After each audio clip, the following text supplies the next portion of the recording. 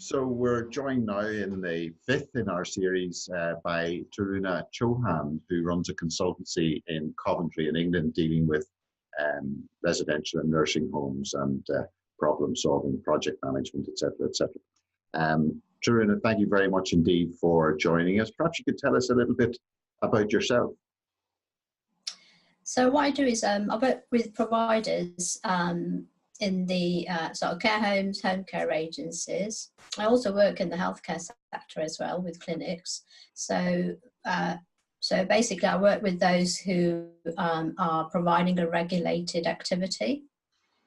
And I work with them right from the start. So people will contact me if they need support with their CQC application. So I help them with that. And then what I found was there'd be some people who were carers who decided to then start become a provider. So they know how to do the caring side of things, but they don't know how to run a business. So I'm a business mentor. So I then, they come onto my business mentor program and I mentor them for minimum 6 months to make sure they've got the right processes in place. They've got a 12-month plan in place. They've got strategies in place for marketing. Because what they'll do is get really excited and build a website, but then they don't think, how am I going to get the traffic to the website? So I actually say to them, if you haven't built a website, don't worry about the website. It's more important that people actually know and that you're visible to start with, then you can start worrying about a website. So I give them all those kind of things. I also work with providers who perhaps have had an inspection and need help with turnaround, so they've had a requires improvement or inadequate. And I work with them by doing my own audit and then doing a report with where the gaps are, sit down with them, do an action plan. But unlike other consultants who will do an action plan, then walk away and leave them to it, I actually work with them for a further 3 months and make sure they're actually working on the action plan and things are being done. It's so easy to get consultants in, they tell you what's wrong and then you don't really do it. So for my own peace of mind as well, I get really invested in the companies I work with. For me, that's important that I work with them on the action plan as well. And I suppose the value of your experience is that you are covering a range of companies from probably big to small, individuals, new, existing, etc., etc. So what are the big, if you're sitting back now and looking at a range of issues that are coming at you or that are common to these businesses, what are they? So one of the things I find is that sometimes an organisation will promote a manager because the one who was in place, for instance, has retired or gone. But what they don't do, then promoting the manager is fine, but they don't then give them the tools to do their job properly. They just assume that they are suddenly going to know how to manage. And it's just not the case. You need to give your employees the tools to do their job properly. So that is something I keep finding over and over again. The other thing that I find also is sometimes you'll get providers who are quite distant from where the actual managers are. And when I say distant, I'm talking about hundreds of miles away. And they don't always see what's happening operationally day to day. And that can create its own problems. And for me, it's about giving the registered managers more responsibility in terms of giving them a budget that, say a budget of up to £1,000, so they can actually use that to do things that need decisions made quickly, rather than always having to go to the owner for every little item they need to get or sort out. I find that kind of thing helps, and that is still happening. I can't believe that people don't get given budgets. I was given a budget when I used to work in the NHS, just as an admin manager in pharmacy for the staff I looked after, and for things like stationery and day to day. The director of pharmacy didn't want me to keep going and saying, "Oh, I need this," £10 for stationery and that. So, I sometimes feel that providers, the owners, don't think about the bigger picture. They're just thinking of the bottom line, and they need to think about the operational side of things. So I find that can be a problem.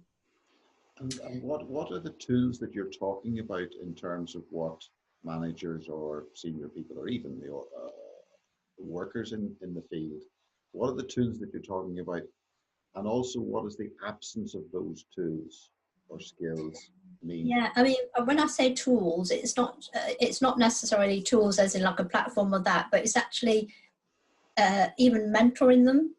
You know, having a buddy system in place. So if they know somebody's leaving because they're retiring, you know, do the succession planning and make sure the incoming or the promoted manager knows what they should be doing. Or a good tool is something that I like to do is have a handbook of, you know, this is what you do, these are the things you need to think about to do your job really well. Um, and you know, down to the thing about, you know, if you look, you know, this is what you do with invoices, this is what you do when the PIR comes in, this is what you need to think about in terms of your 12-month development plan. Because sometimes when you're a registered manager and you've been doing it for a while, you'll do things and then become second nature to you, but somebody who's new coming in, it's not second nature to them. So it's about taking that step back and doing like a little handbook of, I always say to people, if you can imagine if an alien came down, they should be able to do your job. And the easiest way is if they can open a book, right, this is what I need to do step by step. So almost a dummy's guide. And I don't think people are doing that. I think they're just doing their job, but they don't actually have something that they don't have a process in place. And I've seen this where a manager went on holiday and her staff should have done like a weekly fire alarm test. They didn't do it. And then when I delved into it, they didn't do it because they didn't know they were supposed to do it while the manager was away. But also the manager assumed they would know that they had to do that. So I said, well, did you actually communicate to them that they had to do that while you were absent? She said, no, but because they were covering my duties, I assumed they'd know. I said, well, you can't make assumptions. You need to tell people. So I said, next time, leave a task list of what they need to do, how often they need to do it, to make sure it's like a checklist so they check things off. So when you come back, you can see what's been done. And also, by doing that, you can analyse what's not been done and see how you can improve on it. So again, the CQC, they're looking for continuous improvement. They know you make errors, but when you make errors, it's about looking at what could we have done better? How can we change things? So with this manager, I sort of got them to look around and do a checklist of, right, so the next time they went, things went smoothly because the staff in advance knew what was expected of them. And are So you it's sensing, offered. are you sensing that sort of the functionality within the home is dominating? I'm just wondering where, if you're finding, and you cut across a range of homes and organizations, if you're finding that as a repeated process, where is the room for the bigger thinking, new thinking, or the development, or the innovation? I think it's about having a regular, you know, like quarterly or 6 monthly meetings where the sort of senior management team have a you know, away day or half away day and actually think about what they want to do for the next 12 months with the organization. And I don't think that happens very well. Or sometimes just you know, the owner at the top, he knows the strategy and the registered manager then knows a little bit more, but then it's not filtered down to all the employees. And I think to have an organization that is outstanding, you need everybody down the hierarchy to know what's happening. Obviously not to the same level as, you know, the managers at the top, but everybody needs to know that this is what's expected of us. This is where we're going in the next 12 months. And filter it down to, right, so me as the carer, what is my input to that bigger strategy? And I don't think that happens. It's very isolated. And when I speak to carers, they won't know what top management's thoughts are or how they think the company's going to move forwards or what the plans are for development. And actually, if you ask the people at the coalface, they might have ideas that would help strategy. And I think that's where things aren't quite happening. And we had a short conversation before just about some of these issues, and it's your feeling that while obviously regulation is important, keep up standards and care, what's your view about how the focus on that is in relation to bigger thinking? Well, the companies I work with, I say to them, as much as CQC is really important, it's called the fundamental standards. So they're not the gold standards, they're the basic standards you should be reaching. So as a company, as much as you need to know what the CQC standards are, and you should be aiming for those. So actually, as a company, you should be thinking, right, actually, what is the gold standard that we're aiming for? What is the benchmark? You know, the amount of companies, when I ask them, have you actually benchmarked yourself against the outstanding companies in your area? What are they doing that you're not doing? And they'll say, no, we haven't looked. I said, well, why not? That's what you should be doing. You should be looking at good practice.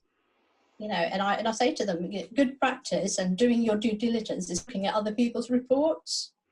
And those people who do well are the ones who do that, you know, who think outside the box. Sometimes they're so into their own business, they're not looking outwards. And if you're not looking outwards, you're not seeing what's happening. And that's around personal development and continuous personal development. And I find that's the ones who are outstanding do that well because they're looking at what's happening, and they'll look at what's happening in terms of, you know, assistive technology that's coming in.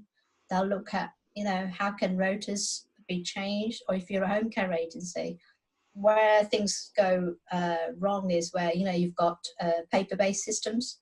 So you've got a folder at the service user's home, then you've got a folder in the head office, and things don't always marry up.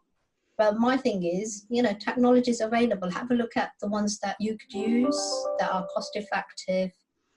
And if you're doing that and then moving towards an electronic basis of record keeping and things like that, it helps them. So that's the sort of thing I think is not happening as well as it should or could. And that's looking at the wider field. So good record keeping is important. It doesn't matter whether CQC are looking at it or not, as a wider thing as much. And also looking at how you can help your, you know, if you're in a care home, how can you help your residents with person-centered care and treat to them as an individual? Well, that should be happening anyway, even if the CQC weren't there. So that's why I say to people, you know, at times, you know, put the standards to one side, but actually look at what do you want to achieve, A, for the residents, and B, for your staff and your organisation. And then what you want to do, then how does it align to what the standards want, and then marry the two together. And so you're having like a helicopter view. Yes. And what about the, you know, the company that's saying, well, look, we've got clients, we need them looked after, we've got regulation with that, we've got financial pressures coming at us all the time. And so their focus is going to be on just getting through in many ways. I'm not saying about any, I'm saying the quality of the care might be good, but are you saying, are you meeting resistance in proposing these things, or are people now more open to them? The suggestion of it? It varies from company to company. So some companies are really open to things I'll say, and I'll say, you know, be innovative in your thinking, and, you know, go and have a look at this, or go and have a look at this new platform that I've seen.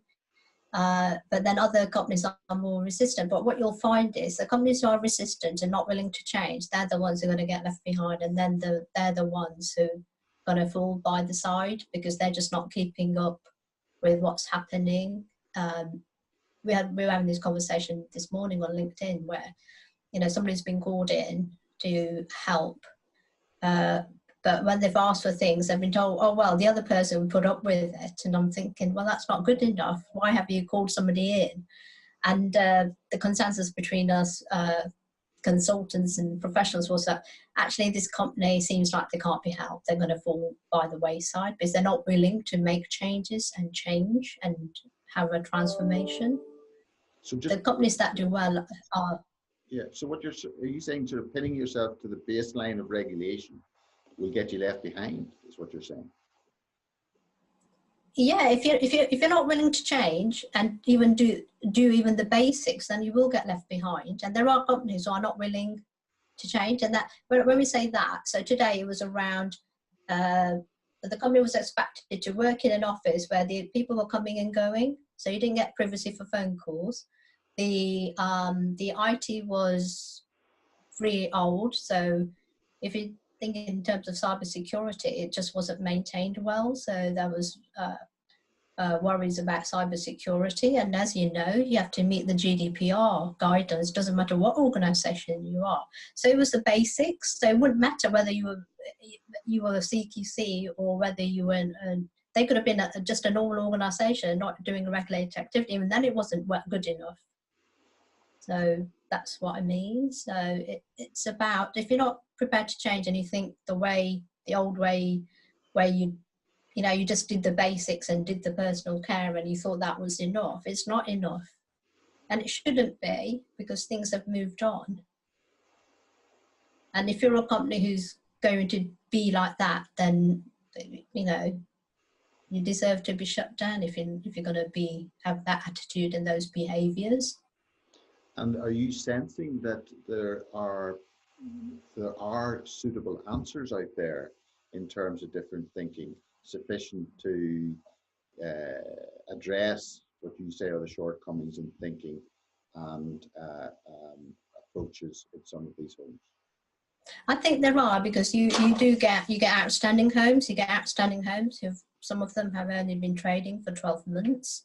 You get those who get outstanding consistently. And to get outstanding, you have to be innovative in the way you look after your residents or your home care agency, your service users, but also staffing and the technology you use. So the companies who are getting good or good to outstanding, they are the ones who are looking at what's happening in the bigger outside world, what can we improve. So they're actually diligently looking at how they can improve on a daily basis. But at the core of it is person-centered care, because at the end of the day, that's what you're there for, providing person-centered care for that individual. And then everything else falls, should fall into place. If you get that right, then everything else falls into place. So those organizations that are doing that well are the ones who then will usually get good to outstanding, because they're keeping up with what's happening with technology, for instance, or like activities. If it's the care home, sort of nutrition and that, what do the people need? They send their staff and training. So if you've got people with dementia and they're having pureed food, you can buy molds to make the food attractive. The ones who are getting good to outstanding, they're actually sending staff on training to use molds, buy molds, and things like that. The ones who don't do well are saying, oh yeah, we've got pureed food, yeah, but they just slop it on a plate. Well, that's not person-centered care for the individual, is it? It's not making the food attractive to the person to make them want to eat it. Because as you know, with food, it's not actually the taste, is the visual thing that we look at. And if it's not looking as good, they're not going to eat. And then if they don't eat, then they're not meeting their nutritional and hydration needs. So that's where it's important that you're looking at all the different areas, but in an innovative way. And you're only going to do that if you empower your staff with personal development and get them to think about where they'd like to improve. And when I've had conversations, the ones that do well are where they do empower their staff to go out and get training. And it doesn't always have to be paid for training. You can get CPD points for reading a journal, but you need to give your staff the time to read a journal and improve their best practice and share that with other staff. So the sort of things I say is, don't just have a meeting, have a training meeting focused on a theme and get your staff the champions for that. So it could be, dignity, or could be infection control. Get them to share the knowledge that they've gained because they've been to a forum or something, because that really empowers your staff. And again, when they're doing that sort of thing, that's what helps you with getting good to outstanding. Taruna, thank you very much indeed for your thoughts. I really value your contribution and the fact that you've had that experience across such a wide range of organizations. But person-centered and bottom-up seems to be a theme of what you're saying, and value what your staff are saying. as a way of valuing your business. Thank you very much indeed.